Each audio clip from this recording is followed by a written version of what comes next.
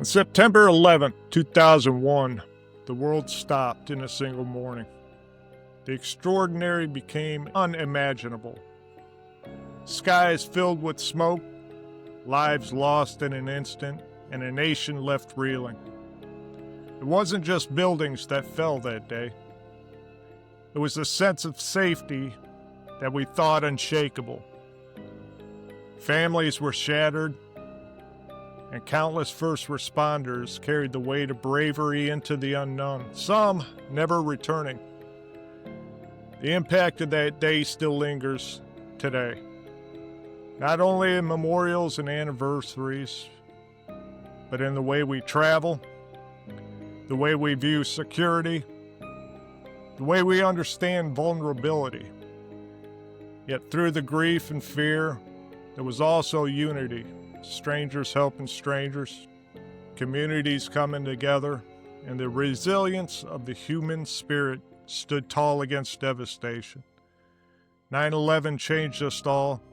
It reminded us both of the fragility of life and the strength we find in one another.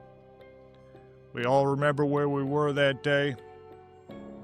We all can recall the images we saw on TV.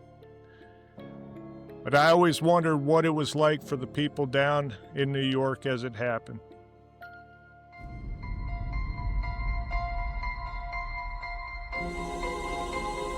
What do you see when you're in the dark? Welcome to Buried Stories. I'm Jeff Mercurio. With me, Wendell Brown. Wendell, how are you? Hey, Jeff, how are you tonight? Well, tonight we have a special guest, Robert Halloran, and Robert was in New York that day, and he's going to. Robert, thank you for sharing your story with us. We appreciate it. But Robert's going to tell us a little bit about what he felt, and we're going to sit back and listen to his story, and then go from there. Robert, it's all yours. How'd that day start for you, and take it from there? Jump in when I skip something because I don't know where you want me to start, but it was a usual day on Long Island. Got up at 3:30 in the morning to get to the Javits Center, which is the convention center of New York, at 5:30. So it's a 2-hour commute back and forth. So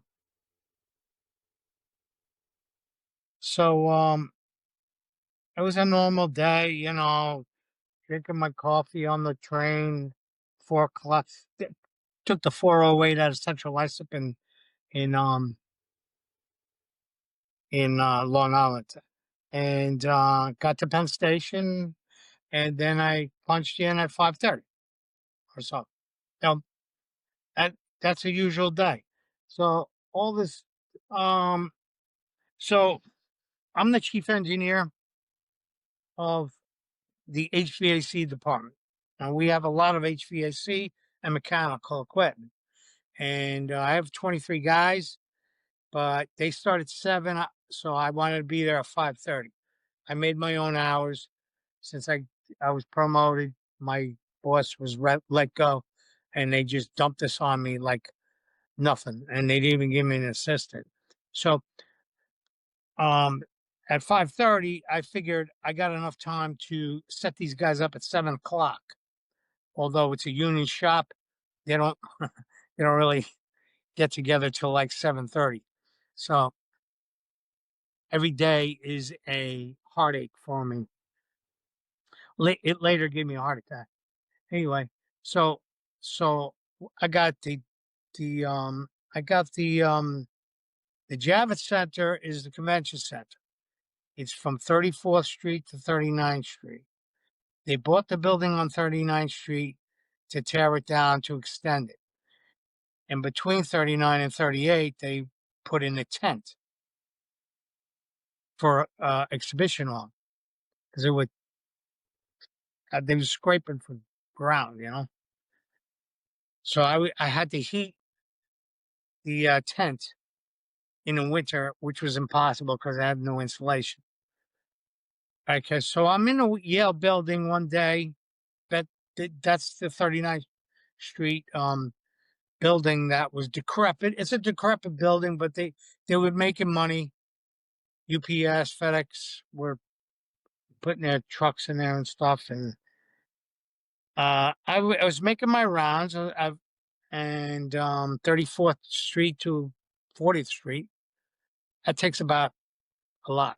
It takes a long time. So I'm visiting the manager in that building. It's a 15 floor building. And I'm sitting in his office, we're drinking coffee. And one of my guys, we carry radios. All the supervisors, lead mechanics, engineers carry radios. So I have on the Javits building, I have the south roof, 34th Street, the north roof that ends on 39th Street, and the building that we bought starts on 39th Street, and it goes way above the Javits because the Javits is only about 4 or 5, 6 stories, but it's a show convention center, so one floor is probably 2 floors, so it's probably 8 floors. So there's so I'm drinking coffee with the manager of the decrepit building that we rented out. And all of a sudden, one of my guys, which is my best buddy, on the south roof, which is closest to the towers, noticed that the building was burning. And he goes over the radio and he goes, "Hey, you wouldn't believe it, but a plane just flew into the North Tower." And so I'm on the third floor, fourth floor of the decrepit building that we bought, and we didn't think much of it. I'm like, probably a Cessna. Remember, there was a time that a Cessna drove into the Empire State Building. So I'm picturing that in my mind. And I'm Right. thinking this is nothing big. I think we all thought that exact Yeah. same thing. Exactly. Cessna. Yeah. Maybe a Cessna Yeah. drove into the building, right? Or flew into the building. So I'm thinking, yeah, no big deal. I'm not. I'm on the fourth floor with the manager. We're drinking coffee, and then so that was like I think the first hit was 9:15, and I said, so it's about 9:25. I said, you know what? My engineer in that building, I had a separate engineer in that building, and I said, Nick, let's go to the roof. I want to see this. And we went to the roof. We took the elevator to the roof. The roof was 16 floors up, and um, I couldn't believe what I saw. I saw a plume of smoke coming out of the shape of an airplane, like this, on the North Tower. I was like, wow, that's no Cessna. There are people dying. And then the electrician, my buddy electrician, he was in the building with his helper, and he came up, and he had binoculars. I don't know where he got them, but so he gives me the binoculars, right? And I'm watching this plume of smoke in the shape of an airplane on a crooked angle, just pluming, a big plume over the North Tower, right? So I'm like, holy shit, that's no Cessna. People are dying right now. I guarantee you, people are dying. And we're up there now. All of a sudden, the manager comes up, and my engineer and helper come up, and the electrician helper comes up. Now there's like 6 of us up on the roof, but he gave me the binoculars, which is kind of cool. And we were going back with the binoculars, and then I'm watching the towers, and I'm watching airplanes from LaGuardia and JFK just detouring, just absolutely detouring, making U-turns, and you can tell why, you know? Right. Yeah. But you don't see that you don't see that very often. No, it's like, wow, it's like, get away. They've been told to just circle around. So I'm watching, and all of a sudden we're right on the Hudson. I'm 16 floors up on the Hudson River, and the second plane that came out of Boston flew right past me. Now he was up, and I looked up at him, and I said, yeah, I noticed, the other planes circling back, get away. And this asshole is really low, right on the Hudson. I'm 16 floors up. I looked up at that plane. I swear I saw the silhouette of the pilot. That's how close he was. I go, look at this asshole. What is this asshole doing? Didn't pay attention to him. He just kept going down the Hudson. And we're going back with the binoculars. Right? And all of a sudden, it was like 9:40 now, I guess. He goes past. He goes past the tower, the South Tower. He makes a complete U-turn. He comes back at me. And I'm not seeing this because he's blocked out. But once he hit, the flames come right at me. Now I'm 34 streets up away, but still, I couldn't believe the flames that came out towards me. And I looked at the electrician. I say, "Is this a movie? This can't be real." And he's like, "Bobby, this is real. This is this is there's something going on here." That's 2. So my guys, they work on the roof on the convention center. We got rooftop units, and I get on the radio and I said, "Ricky, take everybody off the roof. We're being bombed. We're absolutely being bombed. This is deliberate, and who knows if we're next. If we're next, because we got shows going on in the convention. We got a lot. We got 3 shows going on, and we had to actually cancel these people. We had to send these people home, and the carpenters came in and took all this shit and put it aside to the sidewalls, so we could accommodate. Yeah, as the day went on, we were told by the FEMA, federal government, Right. we're taking over your building. Tell everybody to get out. Just leave the maintenance people, which is us. And so we told the people to leave. How they got home, I've never know, because I didn't get home for 3 days. But so the carpenters moved their stuff out of the way, and all of a sudden they went into the tent area, what we call it was a temporary exhibition hall, and which is between the Yale building, the decrepit building, and the Javits Center. So I actually had 3 buildings I had to check on every morning. So so the building now is under FEMA control, right? So did things speed up from that point? Or I mean, from the point where the second one hit the building, Robert, and you knew you had to get your guys out of there. From then, how long did it take FEMA to contact you, and how did they contact you? I took my guys off the roof. I said, get down my shop is underneath on the ground. I said everybody under the shop, and management got the call that FEMA was taking over, so they radioed. We're all on radios, electricians, uh, carpenters, engineers. We're the engineers.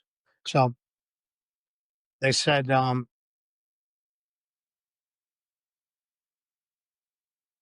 if FEMA's taking over, told the carpenters to move their shit out of the way.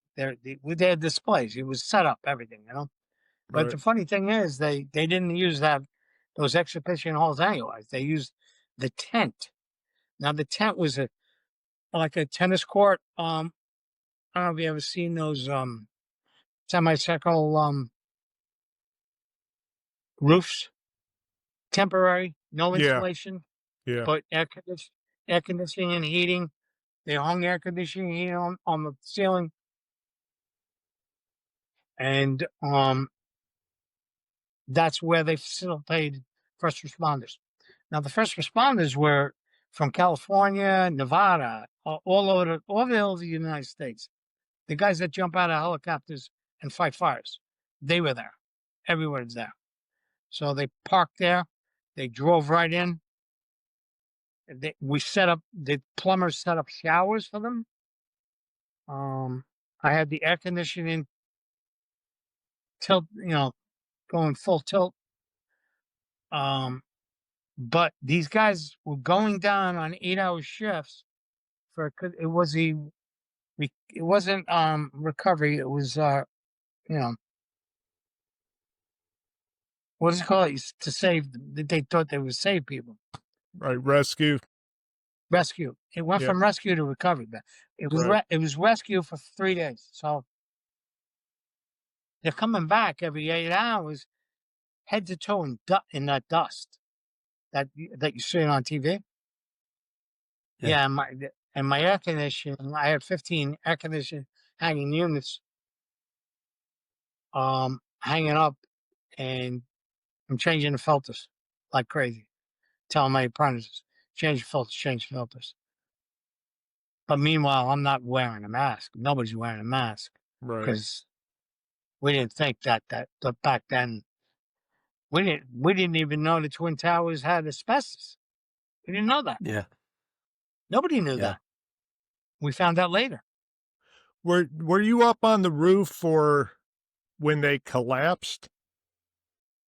No. Okay, so I skipped something. So the second plane that drove over my head, that flew over my head, and I looked up at him and I said, "Wow, look, that guy's an asshole because every other plane is making a U-turn, and this asshole is right over my head. I'm 16 floors up. I could see the silhouette of the driver, and he just flew past me, and I didn't think nothing of it until he went past the South Tower and made a complete U-turn and came back at me, and the flames came right at me, and I had the binoculars at the time, and I couldn't believe what I saw. And I said to the electrician, "Did you see that?" He goes, "Yeah." I go, "Is this a fucking movie?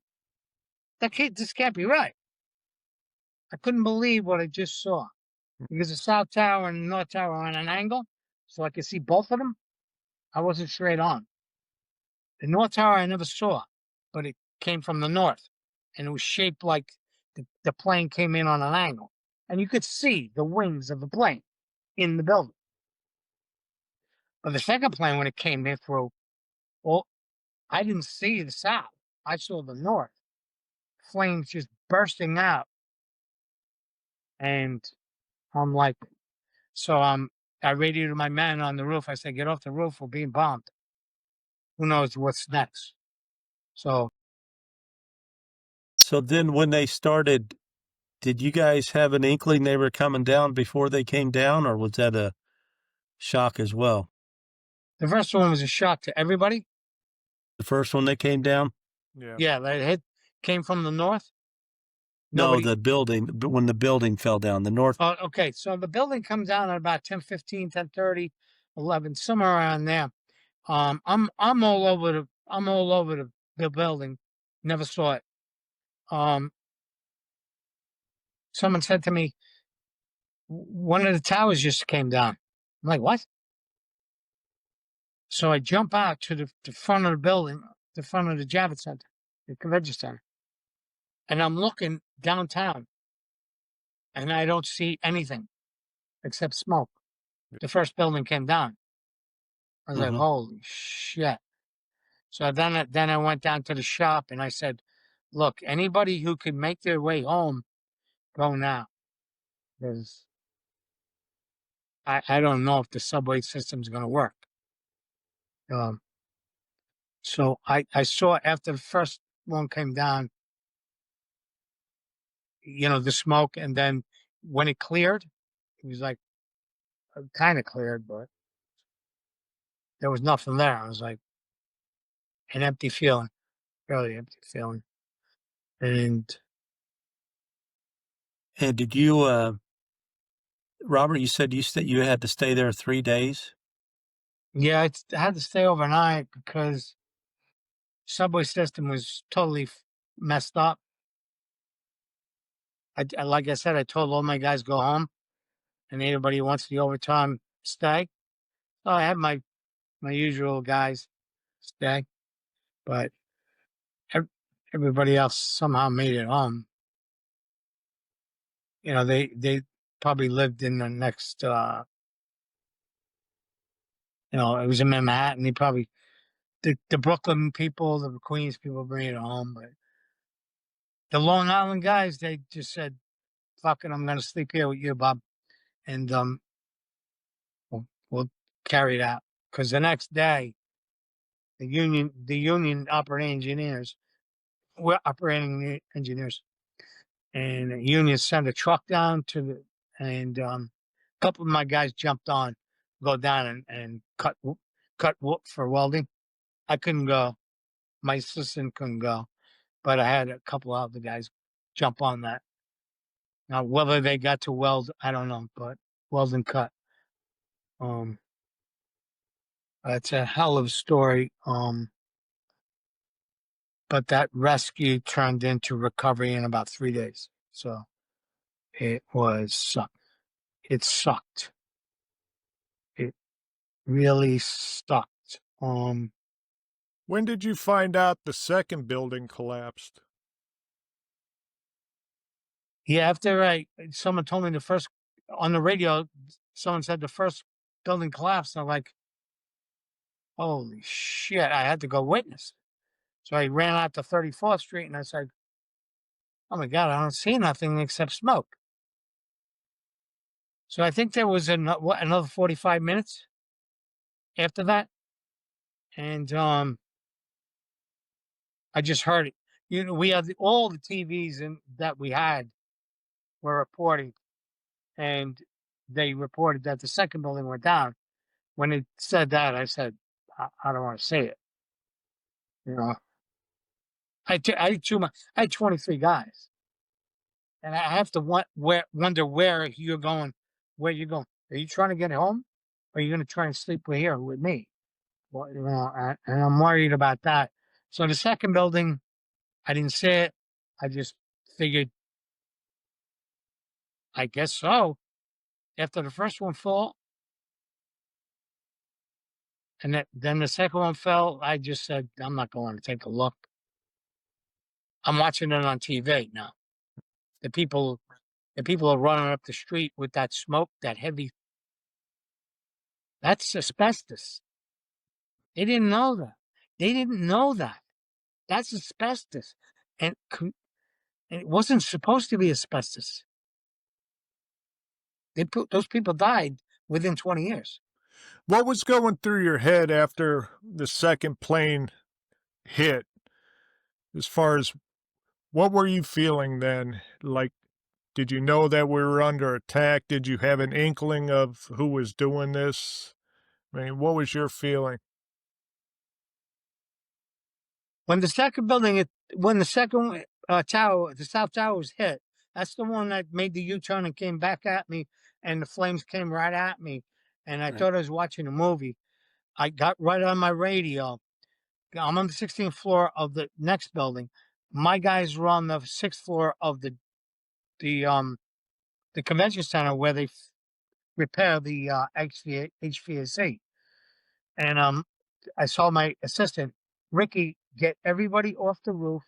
We're being bombed. That was my initial thought. The first one was a fluke. Everybody thought the first one was a fluke. But when you see the second one, and I saw the guy drive past me, fly past me, I said, we're being bombed. Who's next? Javits Center? Who's next? Empire State Building? I don't know. We're being bombed. Nobody thought, these kamikazes could do this. It's like I still didn't think. I knew the planes drove in, but I thought they might have escaped. I don't know. I just thought. I never thought kamikaze. I never thought that. I just thought they got bombs on the plane, and that's what their mission is. Now, here's another thing that I heard. Um, Afterwards, prior to that morning, people were trying to grab taxis to go downtown at 9 o'clock to start work, and Muslim yellow cab drivers refused to drive them. I don't know how true it is. I heard it's a lot, but the Muslim drivers would not go downtown. Never really investigated that, but heard it like a week later. There was, I saw something that the moderate there that was Osama bin Laden's competition, I guess you would say. He was assassinated on the 9th, 2 days before, and it was suicide bombers that portrayed themselves as reporters and had a one-on-one interview with him, all in the same room, and exploded. They had bombs and they had explosives in the camera, and it killed him. But he was the one that kept saying that something's going to happen, that bin Laden was more radical than what people thought he was. But that, yeah, there's just been a whole flood of different conspiracy theories, what people knew, what they didn't know. But Robert, what I'm interested in with you down there, did you have 3 days of, how when we watch the TV coverage of it, you see people, like say, covered in asbestos, but walking around like zombies, just shell shocked, especially when the buildings came down. Did you have 3 days of watching people like that and up and down or around your building? I mean, was it, or did the I know the shock hasn't went away, but New York's a pretty versatile city. They can be emotional for a minute, but then they get down to business kind of stuff. Did people get down to business pretty quickly with the cleanup and the recovery, rescue and recovery, and that from your standpoint? Because that's what we're interested in, is what you saw. What did it seem like people got back to what they had to, not back to work, but had to get back to taking care of the situation pretty quickly, or was there a lot of everybody being shell shocked for a long, long time on the streets? I mean, when it immediately happened. No, everybody bounced back. Did it? Within days. Yeah. Like that. Really? I mean, downtown, the buildings, the 5 buildings disintegrated. Is that not just the Twin Towers? Right. It was the Right. other buildings around it, because they landed on the buildings. So there was 5 buildings that were destroyed. And they were all, state buildings, I think. But no, people bounced right back. It took about 2 days, and they cleaned up. The subway system was back. The bus system was back. Taxi system was back. But you couldn't go downtown. It was roped off. And like I said, there was um, within 2 days, my union came over with a truck to send welders down. Everybody was sending welders down. Anybody who knew how to weld to cut the beams, Right. they've been sent down there. So two of my guys went down there. Yeah, but they had to stand in line to operate, because there was limited amount of oxyacetylene torches. Yeah. Um, Now, but- your place was housing the rescue and the recovery workers, yeah, correct? exactly. Yeah. Now, did you see? Not only that, Go ahead. but in that decrepit building north of us that I call the Yale building, FEMA set up a hardware store, almost like a Home Depot, on the first floor. They took over the first floor, and they had wheelbarrows. They had every hardware. It looked like Ace Hardware times 10. Wheelbarrows up the yin yang. And all of a sudden, I would say a week later, gone. They got a better location closer to the scene. But during those first 3 days, 4 days, I had cots, I had air conditioning, I had bathrooms, temporary bathrooms, gray water set up for washing your hands for the guys. The guys would go down on the rescue mission and come back 8 hours later. They did 8-hour shifts around the clock, and they were head to toe, and they were white. I mean, their skin was white. So they had to take a shower and then go to a cot. They set up cots for them. And my air conditioning filters were dirty in 36 hours. I had to get my apprentices change the air filters, not knowing that asbestos is in there. Yeah. Right. Right. Now, how was morale for the rescue and recovery people that you saw coming in continuously for 3 days? Oh, it was hard because it was rescue. The guys. Some of these guys were from the Nevada. The guys that jump out of airplanes and put out fires. They jump into the fire. I Mhm. forget what you call those guys. Those guys were there. Took them a day or two to get there, but they were there. Everybody was disappointed, because they only found 5 people. Right. But all over the country they came. That's a Patriotism quick, just yeah, that's a quick response too. I mean, like in a day or It is. two. Yeah, that's really quick. But yeah, they flew these guys in like that. I couldn't believe how fast these guys were here from the West, from California, Nevada, and Colorado, and they were there like in 24 hours. It was unbelievable. That'll give you some hope that all's not lost yet. That was kind of with that response and like you said, the patriotism. That was really, really good to see. Wish it wouldn't have been needed. But yeah, the fact that they came from everywhere, that's impressive. But so after, how did that affect, I mean, obviously how it affected you, but how did it affect when did you get back? How much longer did you work in New York City after that? And when did things go back to a regular job, or was it everything put on hold for years as far as whatever projects were going on? No, well, I'm 34 streets, 34 street blocks above north. Mm-hmm. So to us, it was back to normal in a couple of days. Wow. Really? Yeah, That's surprising.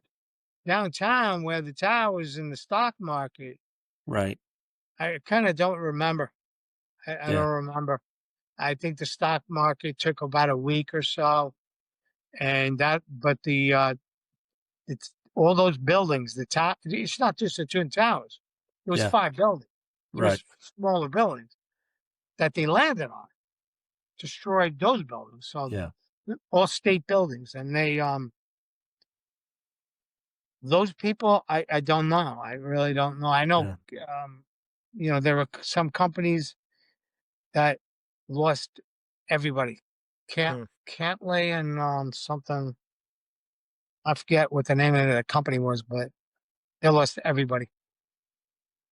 Did any of your guys or anything have family or friends down there around the towers when it No, happened? no. My wife called me while I was there, while I was sleeping there. She goes, "My father was working in the towers." I'm like, "What?" I go, "Yeah, he was working for a company in the towers." I go, "You got to be fucking kidding me!" And then she tried to locate him and she found out that he had taken a trip, on a business trip to Virginia, so he was okay. So, but your question said, what did you say? Did any of your guys or any of their families or friends down in in the collapsed buildings or in that area? Any of the guys you work with or Okay, no, but we had 5 union members that were trapped underneath. Now the engineers, the only those are one of the guys that survived because they were 5 stories underneath the ground.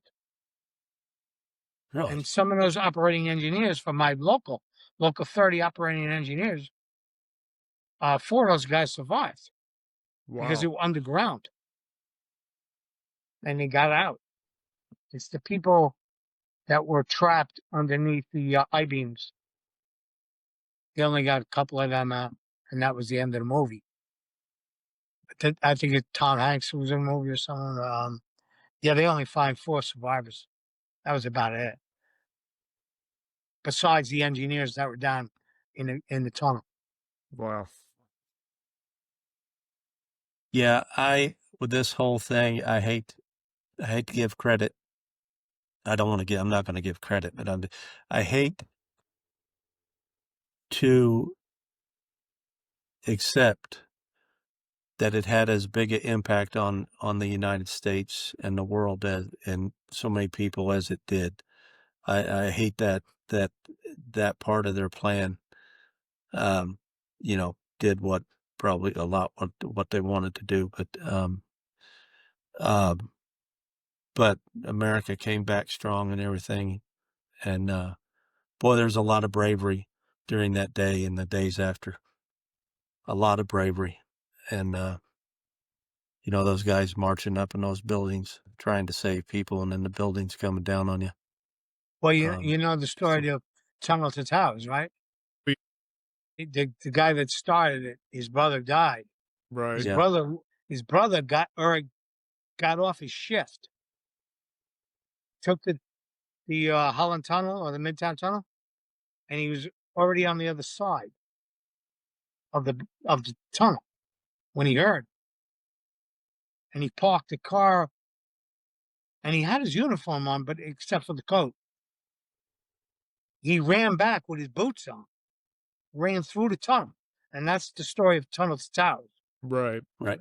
He ran through the tunnel to get to the towers, never went to his firehouse, went right from New Jersey side, ran with all that equipment, and went right to the towers. And he was one of the guys that ran up and he died. Well, I was 27 when that happened, and just the fact that, being so young, I thought we were invincible, that nothing was going to happen to us because we're an ocean away from everything else. That really shook me to see an attack like that take place, especially when you saw the Pentagon get hit too. And, Exactly. and that's when it started dawning on me that I better pay attention to what goes on besides just in my little world, as far as foreign policy. And there are people out there that just do not like us, that see us as enemies. Well, what was it? Was it George Bush who said, "We are facing a new enemy because we never thought there would be kamikaze pilots like that." Right. These people have to be brainwashed to do that. And Oh, but yeah. Bin Laden, he brainwashed 19 or 20 of them to do Right. that Mm-hmm. just for the sake of Allah. Right.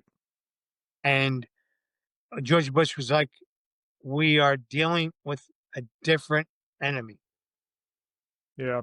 And they've tried to take one of the twin towers out earlier in 1993, if my memory is correct, with the car bomb That in the was, parking garage. yeah, Yeah, exactly. The parking garage was like a couple of stories below ground, Yeah. and it only killed the engineers, my Right. operating engineers. Oh, wow. It kills 4 of my engineers. Golly. That's when it. that happened, But when that happened, it didn't collapse the building. So Right. if it was Bin Laden or whoever was the mastermind, they didn't get it right, you know. But the second time, you got it right. but even I remember distinctly when that happened, Robert, when that car bomb went off, or in the parking garage, that bomb. Yeah, it was I a re- van filled with fertilizer. yeah, Yeah, and it was it set at off. it was after Oklahoma City, wasn't it? Yeah, I think It so. was after that. I think But that's when the fertilizer stuff was all trending. well, Oh, yeah, Bin Laden or whoever thought if you knock it down from the base, it would come down. But he was too low. He was Yeah, 4 stories underneath subterranean, and the only guys down there were my engineers, and they yeah. were all dead. golly. But the building never came down. Right. That guy, they caught that guy. That guy went to jail, Guantanamo or whatever. It Yeah, was wasn't it one the of Bin blind Laden's guys. sheik or something? Yeah, I It don't was know a what happened to that guy. I don't know, right. but that was that was the I think that was the mastermind. Right. And then that was like 7, 8 years before, right? At least. Yeah. Before you Before said it was the 93 planes. that Yeah, happened. that's what I Yeah, saw in 93. I think it was in '90s. I don't know where in the '90s. Yeah, but I remember when that happened though, and I remember the feeling that I had of, oh my God, somebody bombed the World Trade Centers. And that sort of gets back to what you were saying, Jeff. We did feel invincible. Yeah. It was, I mean, to us, we were invincible. And we still, to a degree, still are. We just know we can be bloodied. But you And, think about it, and you think about it, the way those buildings are built, the way he tried to take it down underneath subterranean didn't work. Right. But his second theory with a fully fueled airplanes and to melt the steel. I don't know how he figured it out. He was supposed to be an engineer, but he did it. It worked.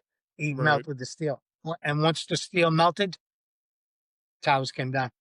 yeah, That was yeah, kind of amazing that they came straight down too.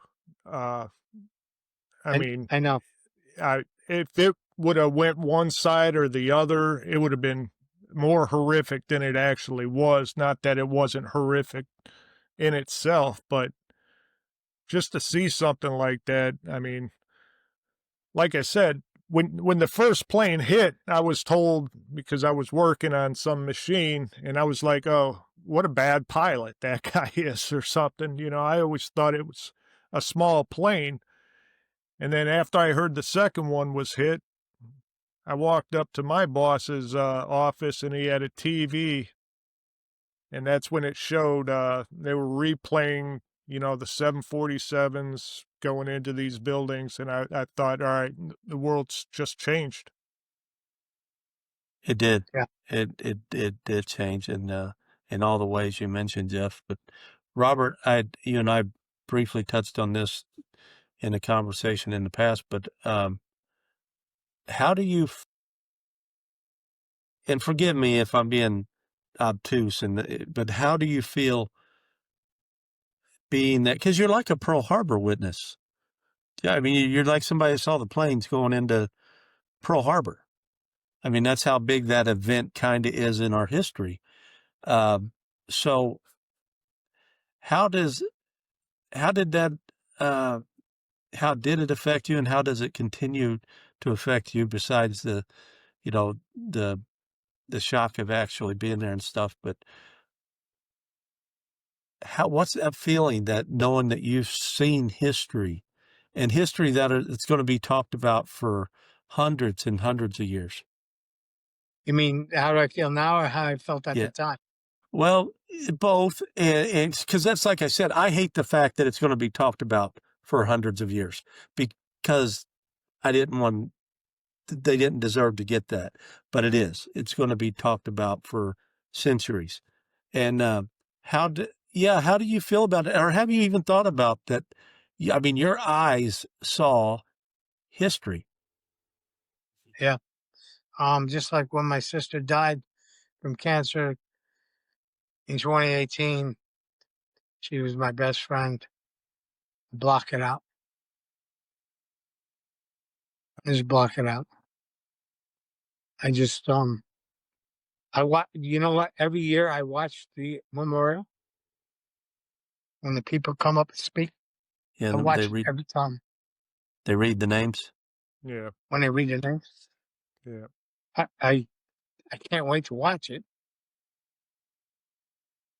What's amazing, like now, some of the newborn babies back then are reading the names nowadays, and time just keeps going and going. But I hope we never forget this. The good thing that came out of this is what you were saying, Robert, was tunnels to towers.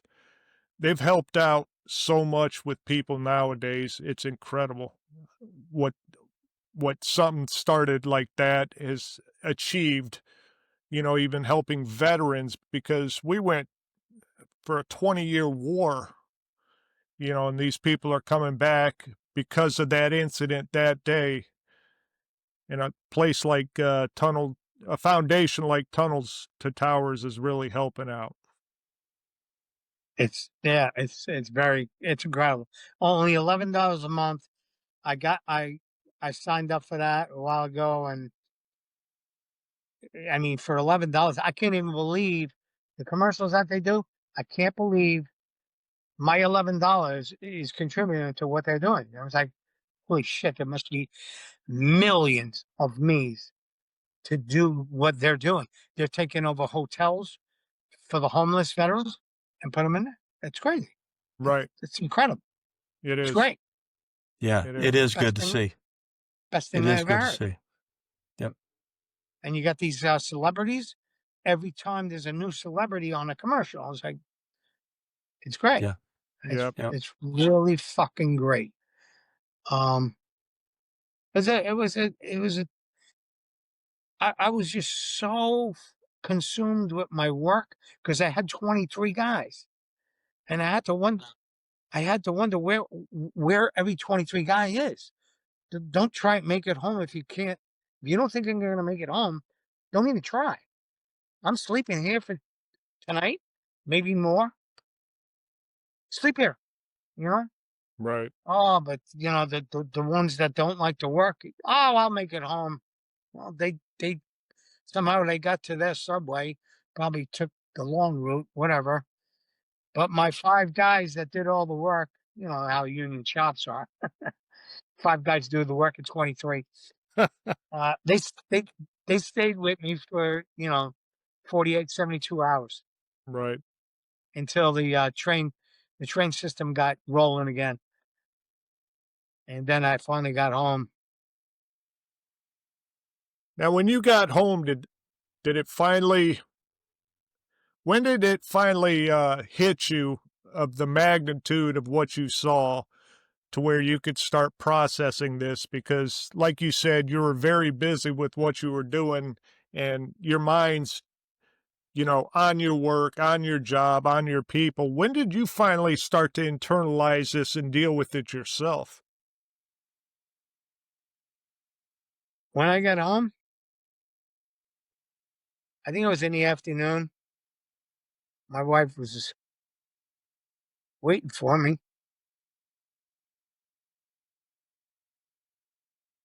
Scotch. I just had to fucking knock down. I just had to get away. I had to get away. And that was like 48, 72 hours on my feet, running around. And I don't know how I relaxed. Just went out on the back pool, lounge chair out the pools, and said, "Give me a scotch," and I just passed out after a while. Yeah, And then the next day, I just said, "I guess it wasn't a dream. right, It was fucked up." I just didn't have a connection to any of those 3,000 people right. until maybe later. Wow, I knew that guy. As a matter of fact, the Javits Center, we always had um um calls for the fire department to come, and they were false calls, which was that they didn't like. We were a state building, so we were exempt from city. So they get a call because the command center would call them for a stupid sprinkler head got knocked off by a truck, right, in a loading dock, and they get a call. They show up, and I already got it. I already got it plugged. Like they're like, we can't keep making these calls. Right. So I started to get friends with some of these guys that kept showing up, and some of those guys were the guys that never made it. Well, Robert, you have one heck of a story. I tell you that.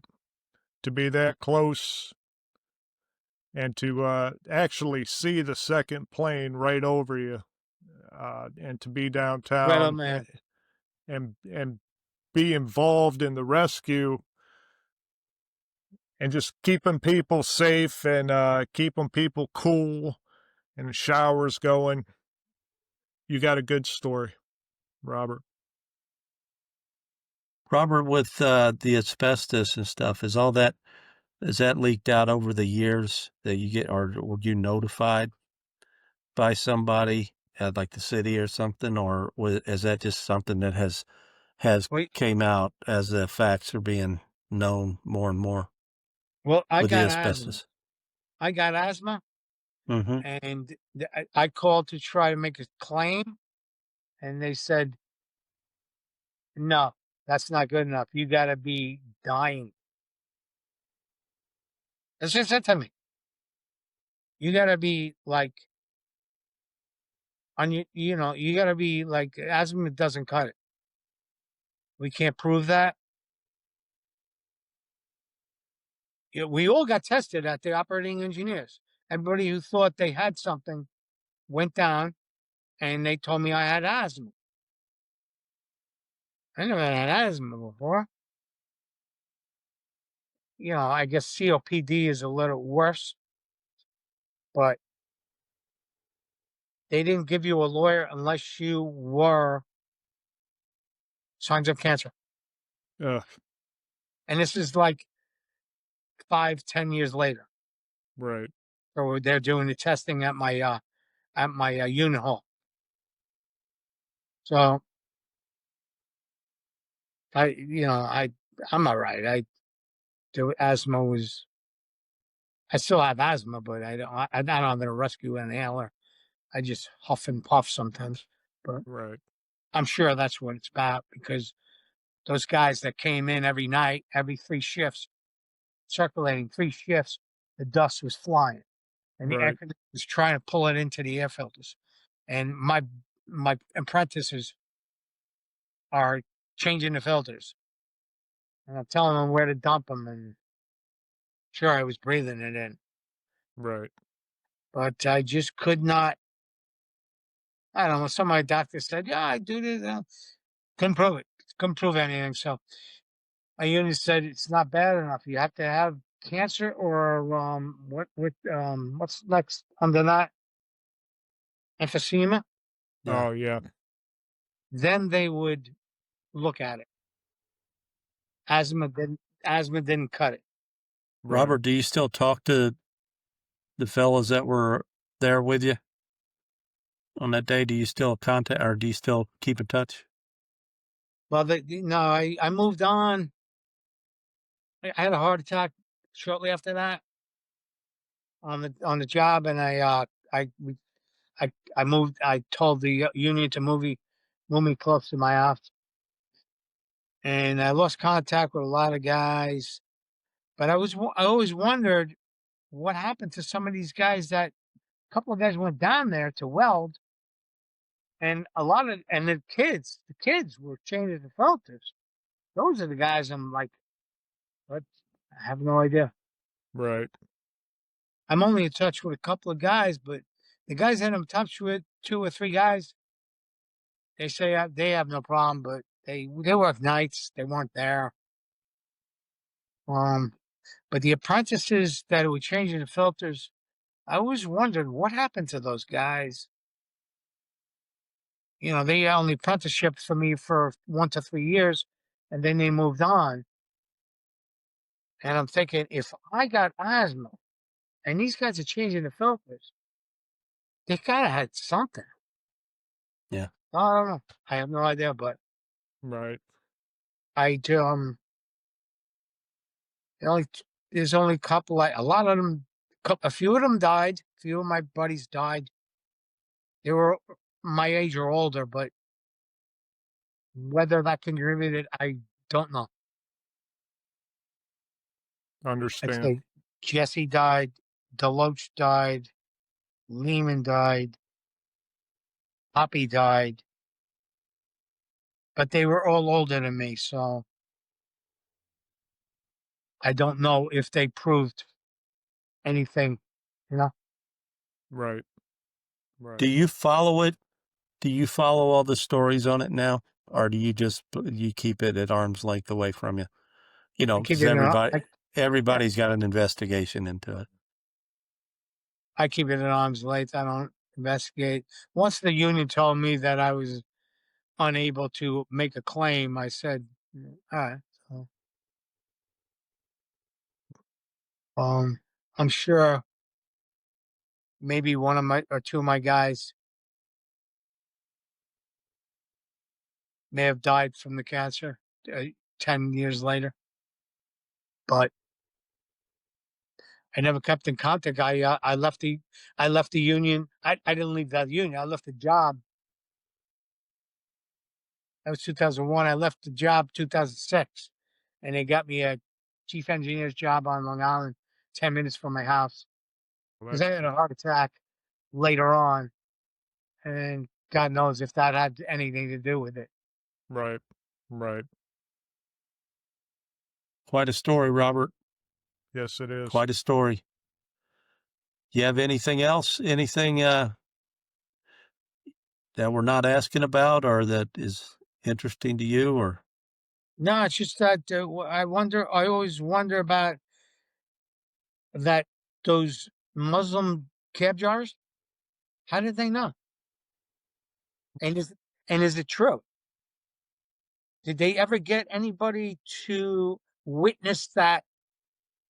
I've heard it, overheard it, and it was only a week or 2 or 3 later that people got into cabs and said, "Take me downtown," and this is at 8:30, and the first hit was 9:15. And the guy said, "Get out of my cab. I'm going the other way." Oh, I was wanting to know if that was true. It was it because I That's heard it more than once. right. Something to look into. Like it's almost like some Muslims knew what was going down. I don't know. So that's one of my things that bother me. I like really admired Pat Tillman. He left the NFL to go over there, and he got shot in the back. It's unbelievable. I'm fucked up. I really have a lot of respect for that guy I do too. because I was 39 or more. I was 39 years old. I thought about it, but I thought I don't think they're going to take me at 39. Plus, I'd have to give up a chief engineer's job. But I was pretty patriotic, and Understand. a lot of my friends were. Right. You're still patriotic. Yeah. I know you. And well, Robert, it was an honor listening to your story and hearing it. I wanted to capture it because we had just briefly touched on it, you and I, in the past, and I really wanted to capture it. So, thank you for sharing it with us, and thank you for all you did during that time and your heroism while you were down there too. Yeah, I tried to jump on the truck for the welders, and the business manager of local 30 operating manager says, "No, no, no, no. You're the chief. That's your building. You can only send your men." Yeah. I go, Right. but I know how to cut and weld. He goes, Right. and who's going to run the building? Right. I go, okay, well, I'll send two of my best guys. I was fucked up. It was a fucked up time. It was just, Well, thanks again for sharing, Robert, and awesome. That, like I said, that seeing history, what a position. Even like you said, you block it out and everything. But my goodness, to put you on that building at that day at that time, you know, uh, what are all the little things that had to come together to actually put you there? You know, is probably just mind-boggling when you look back on it. But thank you for sharing your story. I know it's tough, and I know it's a Right. tough memory. But again, thank you for your heroism and New York bounce back. yeah, Yeah, no, they did. you're welcome. Thank you. All right, Jeff. Thank you for watching, ladies and gentlemen. If you got a comment about the story, please leave a comment below. If you have a story you'd like to share with us, email me, email us at buriedstories74@gmail.com. Thank you for watching.